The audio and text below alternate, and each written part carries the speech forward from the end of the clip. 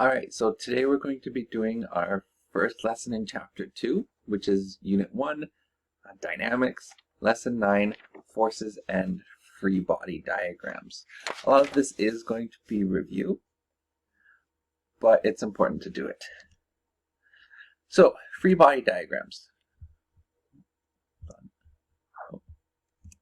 There you go. So free body diagrams is, we either write it as a dot or a square, and they represent one object and the forces acting on that object. And there can be many different types of forces. So let's just go over some forces. First, obviously there's gravity, right? Try to not look at the screen and think of a bunch of forces for yourself, right? Ones that you remember from grade 11. So we have gravity, we have the normal force. Do everyone remember what the normal force actually is? It's a force that's always perpendicular to a surface. So whenever you have two objects in contact, right, they have a surface that's in contact with each other, and there's always going to be a force perpendicular to that surface. So if I'm leaning up against the board here, there is a normal force acting on me, pushing me out from the board. I'm also sitting on a chair. So there's another normal force pushing up from the chair. Okay. We have tension. Those are the forces in ropes, cables, springs. Frictional forces, which we'll get into a lot more detail in a later lesson, but you probably remember the two types of frictional forces. You have kinetic and static. Static is on a stationary object. Kinetic is when two objects their surfaces are moving across one another. Then you can have other things like air resistance, applied force, and so on. So how do we draw a free body diagram? Well, like I said, it's either a dot or a box. And then you're going to draw the forces acting on it. So let's just take an example.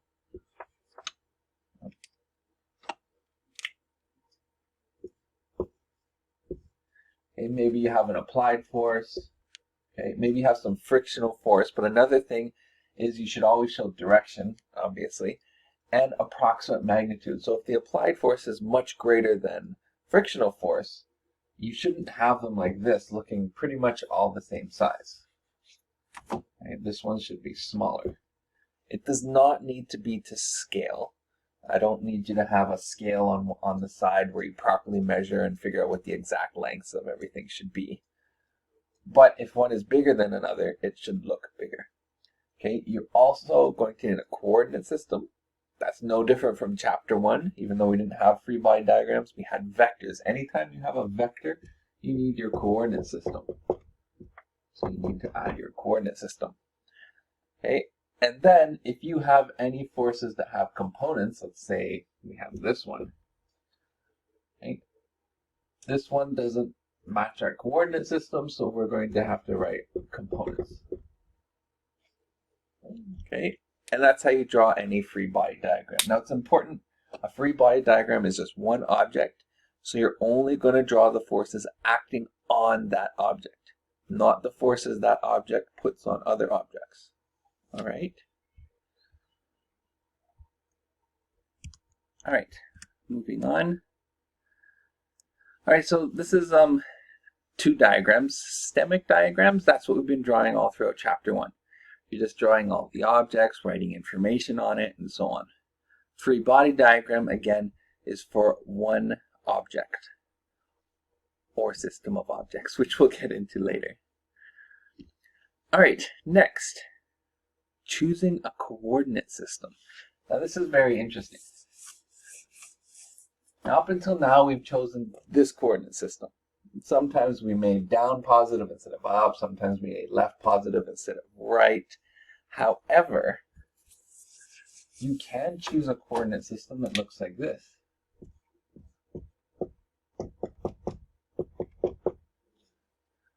That's not a problem.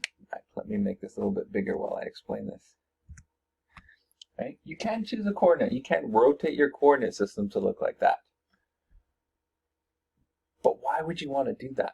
Well, let's look at an example. Let's say we have an object being pushed up a ramp.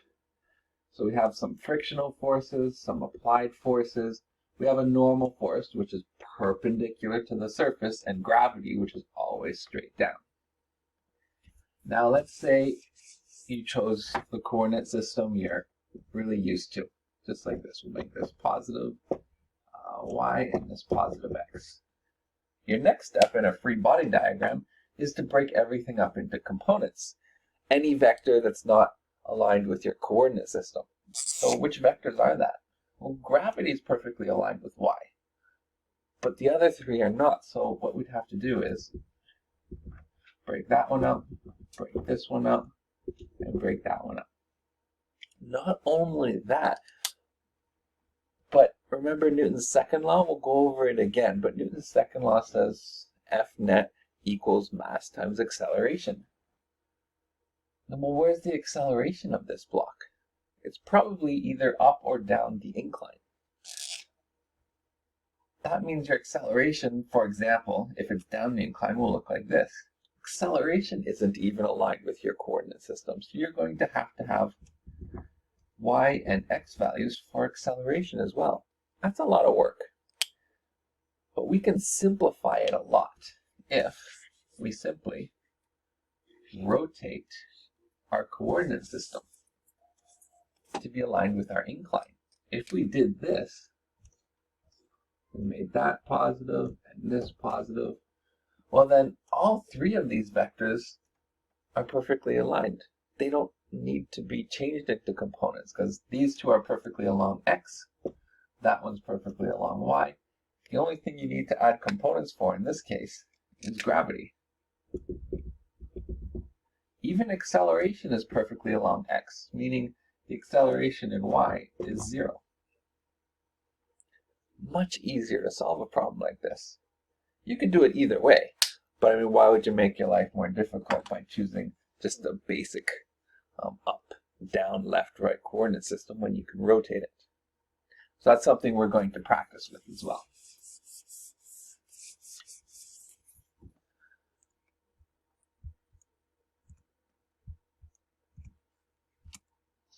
All right, so net force.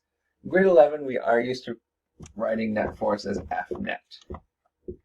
In grade 12, we're not going to write it like that anymore. Neither does your textbook. So what is F net? Well, F net, or net force, is just the sum of all forces acting on an object. So we're going to write it as the sum of all forces. That's going to be F net. Now F net we can also split up. F net is a vector just like any other vector. So we can split up that vector into having both an x and a y component. Okay, and we're going to go through an example like that later in this lesson. But before that, let's go over a couple basic things in physics. First off, what are we going to be learning right now? We are actually going to be learning something called classical mechanics, also known as Newtonian mechanics. Now this is mechanics just like a motion, which is kinematics, and causes of motion, which is dynamics. But classical means this is your everyday objects. It can be things like cars on a road, a ball in a tennis match, or even the moon orbiting the Earth. Okay, but classical mechanics is an approximation, and it's extremely good approximation for all these objects I've just mentioned. However, if you get objects small enough, like the size of atoms or even particles such as electrons, classical mechanics, or the approximation of classical mechanics, isn't good enough anymore. You need something called quantum mechanics. Okay, similarly, if you get things moving extremely fast, and when I say extremely fast, I do not mean cars on a highway. I don't even mean rockets being shot into space. Those are still extremely slow.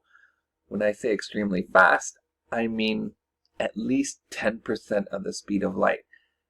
And if you remember from grade 11, the speed of light is 300 million meters per second. Okay, so that's a lot, right? That's the equivalent of maybe 7 times around the Earth per second. Okay, if you're dealing with speeds that are on order of 10% the speed of light, then you need something called special relativity. And there's also something called general relativity when dealing with very large objects and gravity and time and things like that, which we will talk about later in this course. But for now, in our first unit and our second unit, it's all going to be classical mechanics.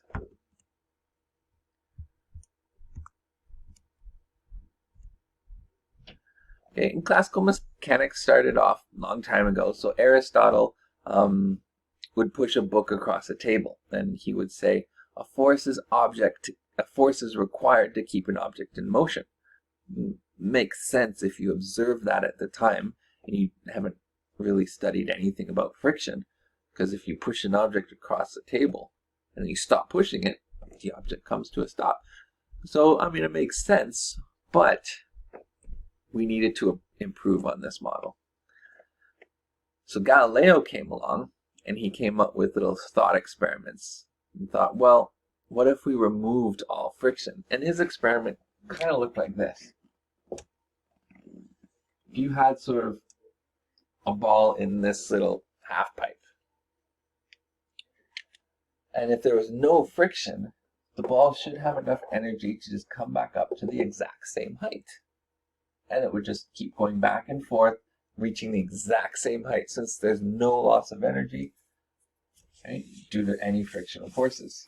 That means if I sort of were to take this half pipe and sort of change the shape of it to look like this, that means the ball should be able to travel all the way up to the same height.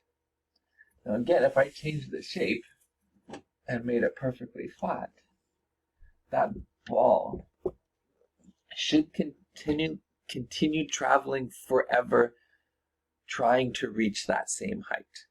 And so he came up with the idea that, well, no, objects will keep moving with a constant velocity unless a force is acted on it to change its motion.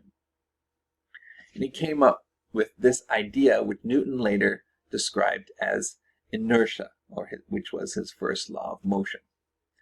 And we will be going over all of those 3 laws later. But for now, let's go over the example problem on the back. First one actually says, what are the 4 fundamental forces? Okay, we went over all these different forces. Let me just go back to that slide. We went over all these different forces, but only one of those forces is actually a fundamental force, or a fundamental interaction, as we now call them, and that's gravity. None of those other ones are fundamental. So what are the other 3? Well, there is the electromagnetic force, there's the strong nuclear force, and there's the weak nuclear force. We'll talk about these more when we get into quantum physics and particle physics. Gravity we know a lot about, and we will be going even deeper into gravity during this course. Electromagnetism we will be going in deeper as well in this course. But the interesting thing is, all these other forces listed here, normal force, tension, friction, kinetic, static friction, applied force, these are all due to the electromagnetic force. And, I mean, think of it this way. Right now, let's draw a free body diagram. I am sitting on a chair. So here's a free body diagram of me. So what forces are acting on me? Well, there's gravity down. That's not the only force acting on me, or else I would accelerate down through the chair and through the floor. What's stopping me? Well, it's the normal force. What causes the normal force? Well, there are electrons in the atoms in my body and in the chair, right? And they're orbiting around the atoms. So the electrons in my body are repelling from the electrons in the chair. and that repulsive force is the normal force. Now what's incredible is, if you're just standing somewhere, the electrons in the bottom of your feet, which are repelling from the electrons right below them in the floor, is enough to counteract the entire force of gravity provided by the planet Earth. Okay, gravity is actually the weakest of all those four forces, and incredibly so. It's extremely weak by many, many orders of magnitude. And why that is still a question lots of physicists are debating. But it's also quite fascinating. I also get a lot of students, when I explain this, they always say, so does that mean we're all hovering above the floor? It's like, well, technically, yes, you are all hovering above the floor, because the electrons in your feet are not actually touching the electrons in the floor, are they? So yeah, we're all hovering. It's always fun to think about. Okay. So question 2. Let's make this bigger. Question 2 says, given the following force vectors, determine the net force using components. This would actually be a very hard question, doing with sine and cosine law, because I gave you 3 vectors. If you were just doing 2, you can add the 2, make a triangle, use sine or cosine law, and be done really quickly. But with 3 vectors, you're not going to be able to make a triangle. Okay, you're going to make a shape with 4 sides. Now you could break that shape into 2 separate triangles, solve one, and then use that result to solve the other, and use sine and cosine law multiple times. But that starts to get a little bit tedious. So in this case, just like we've been doing throughout all of our previous lessons, we've been adding displacement vectors, velocity vectors. Now we're just going to add force vectors. It's going to be the exact same method of solving. It's just, instead of calling it velocity vectors, it's just going to call it force vectors. So let's go over what these forces are.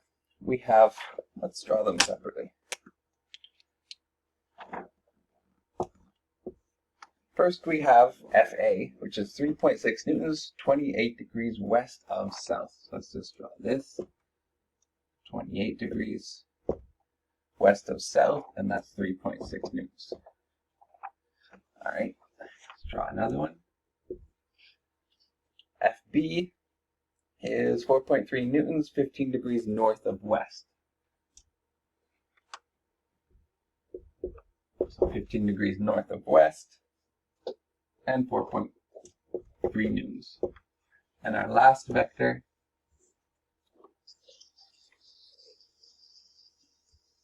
and the last one, FC, is 2.1 newtons, 24 degrees east of south. The south, 24 degrees east of that, at 2.1 newtons. All right, and we need to add all of these. Again, you don't really want to add it with sine and cosine law, because it doesn't make a triangle, right? You would have a 3.6 newtons plus 4.3 plus 2.1 gives you that. It's doable. Like I said, you have multiple triangles. But let's use this the component ways. If we add all of our x components and all of our y components, then we will have the 2 sides of a right angle triangle. And all we have to do is solve for the hypotenuse. Much easier in this case. So let's start. First, I need a coordinate system. Now, a lot of these are down and to the left. So I'm actually going to make down positive y and left positive x, which would be south and west. That way we have not as many negatives. All right, so we can break this one up, where this side will be 3.6 cos 28, and our x component is 3.6 sine 28. And we can break this one up, where we have 4.3 cos 15, for x, and for y, 4.3 sine 15. And then break this one up, where we have 2.1 cos 24 for our y component, and 2.1 sine 24 for our x component. Then we can find the sum of all forces in x and the sum of all forces in y. Now when we do it in x, we're going to have this one, which is positive, plus this one, minus this one, because this one's to the right. So when you punch all those in your calculator, you'll get, well, exactly 5 newtons. But since it's positive, it's west. Now for our y, we'll have this one, which is positive. We'll subtract this one, because it's up, and then add this one, because it's down. Punch all those in your calculator, and you'll get 4 newtons south. Now all we have to do is draw our right angle triangle, and we can solve for our hypotenuse. So we have 5 newtons in this direction. That looks like a 6. And 4 newtons south.